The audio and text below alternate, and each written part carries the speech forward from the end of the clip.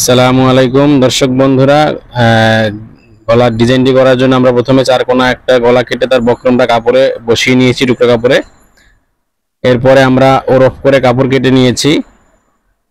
এই কাপড়টিকে বাহু পাট ভিতরে রেখে 1 ফিট করে সেলাই করে নিব। মুখের দিক থেকে একটু বড় ধরে বাদবাকিটা 1 ফিট করে সেলাই দিয়ে নিব, এই জন্য যাতে উল্টাতে সুবিধা হয়। দুইটা লুপ লাগবে, দুইটা লুপই সেলাই দিয়ে নিচ্ছি আমরা। সেলাই দেওয়ার পরে অনেকে শিক দিয়ে উল্টায়, আমরা শিক দিয়ে উল্টাবো না, আমরা উল্টাবো যে রশি দিয়ে, আমরা উল্টাবো সুতো দিয়ে।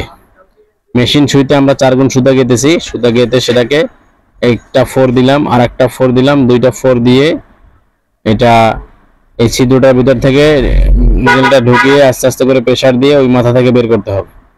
অর্থাৎ এক মাথা থেকে ঢুকিয়ে আর এক মাথা থেকে বের করতে হবে। বের করে এবার সুতোটা টান দিতে হবে। সুতো টান দিয়ে এই যে খুব সহজেই উল্টে যাচ্ছে, যেহেতু কাপড়টা ওরফ, সোজা কাপড় হলে একটু কষ্ট হয়, ওরফ কাপড়গুলো খুব দ্রুত উল্টে যায়। এভাবে করে আমরা দ্বিতীয় লুপটা উল্টিয়ে নিব। দ্বিতীয় লুপগুলো আবার দুটো লুপ উল্টানো হলো, উল্টানোর পর সমান করে কেটে নিলাম। কেটে নেওয়ার পরে এখন আমরা 3.5 ইঞ্চি চওড়া করে স্কোয়ার করে, আর কি 3.5 ইঞ্চি স্কোয়ার করে দুইটা কাপড় কেটে নিব। দুই দিকেই 3.5 ইঞ্চি থাকবে, এরকম স্কোয়ার করে দুইটা কাপড় কেটে নিব। 3 ইঞ্চি রাখলেও হবে, 4 ইঞ্চি রাখলেও হবে, যত বড় রাখলে ফুল বড় হবে, ফুল বড় রাখলে ফুল বড় হবে। এখন এটাকে বাহু পাট উপরে রেখে 3 কোণা ভাঁজ দিয়ে এরপরে লুপটা রেখে যেভাবে দেখলেন ভিডিওতে, এভাবে করে সুন্দর করে ফুলটা বানিয়ে নিব।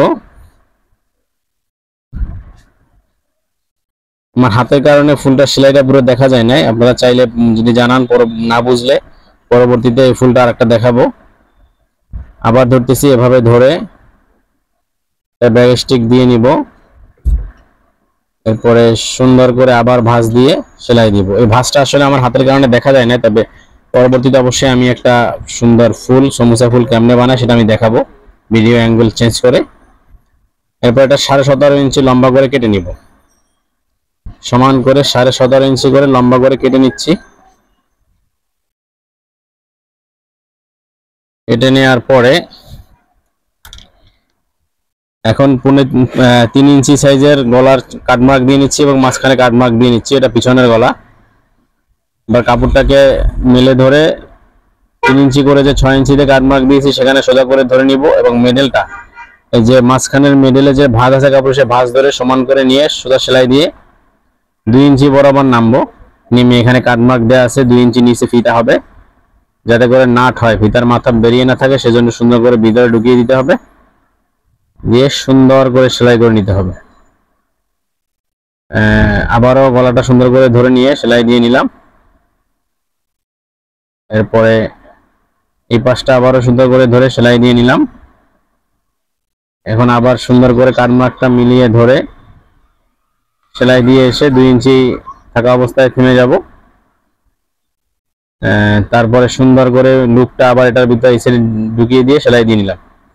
এখন মাঝখান থেকে কেটে নিব। মাঝখান থেকে কেটে নেওয়ার পরে এই যে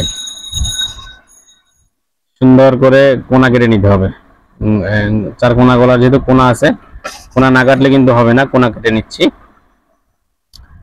এরপরে ভিতরের সাইডে একটা চাপ স্টিচ দিতে হবে। তো দর্শক বন্ধুরা, ভিডিওটি ভালো লাগলে অবশ্যই লাইক করবেন, কমেন্টস করবেন, শেয়ার করবেন। ইউটিউব থেকে দেখে থাকলে সাবস্ক্রাইব করবেন, ফেসবুক থেকে দেখে থাকলে ফলো করে দিবেন। ধন্যবাদ। সুন্দর করে চাপ সেলাইটা দেওয়া হয়ে গেল।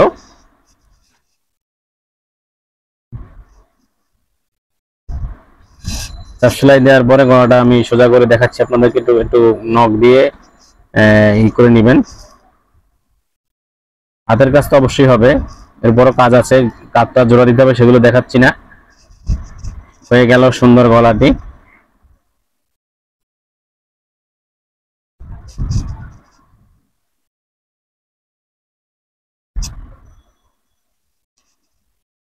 তো দর্শক বন্ধুরা, এরকম আরো সুন্দর সুন্দর ভিডিও পেতে হলে অবশ্যই চ্যানেলটি সাবস্ক্রাইব করে রাখতে হবে এবং কমেন্ট করতে হবে কোন কোন গলা আপনি বানানো দেখতে চান, সেটাও আপনি জানালে অবশ্যই আপনাকে বানিয়ে দেখাবো। তো আমাদের আলিশা টেইলর্স এন্ড ফেব্রিক্সের পক্ষ থেকে আপনাদেরকে আন্তরিক অভিনন্দন এবং শুভেচ্ছা। ধন্যবাদ। আসসালামু আলাইকুম।